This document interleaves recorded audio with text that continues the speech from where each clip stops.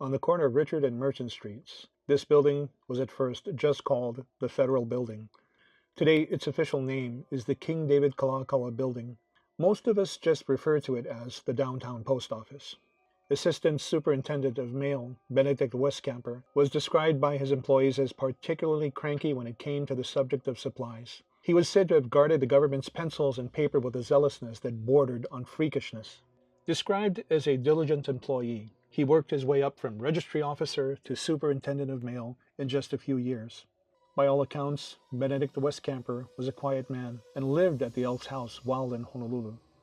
On January 29, 1925, Westcamper was arrested and suspended from work on the charge of sending banned matter in the mail.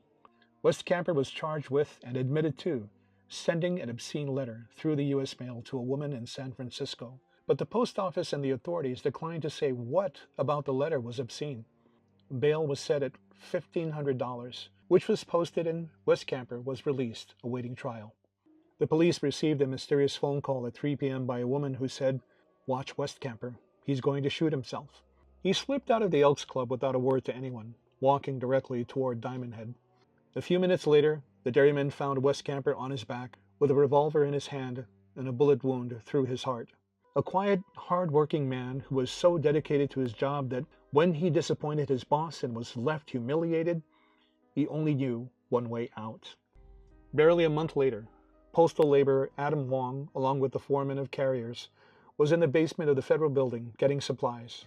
Supplies procured, Wong was stepping from the supply room into the corridor when he glanced up. Approaching him, he says, was the tall, brooding figure of Westcamper.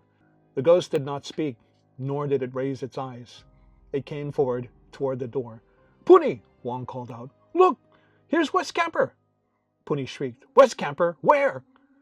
Wong told the newspapers you could see Puni's hair go straight up. Then as Wong pointed, there he is!" to the frightened foreman, the figure disappeared. "Just like smoke," Wong related, spiraling his hands in the air, "like a little blue cigarette smoke." Belief was rampant in the Federal Building that Westcamper was back, watching the postal supplies to see that there was no waste of them. Wong stated that he's seen ghosts before, so he wasn't afraid. "I liked Westcamper, and he liked me. Yes, I would like to see him again. I am sorry that he can find no rest." Postal workers today still say the building is haunted by the ghosts of the old postal worker, Benedict Westcamper, and so much more.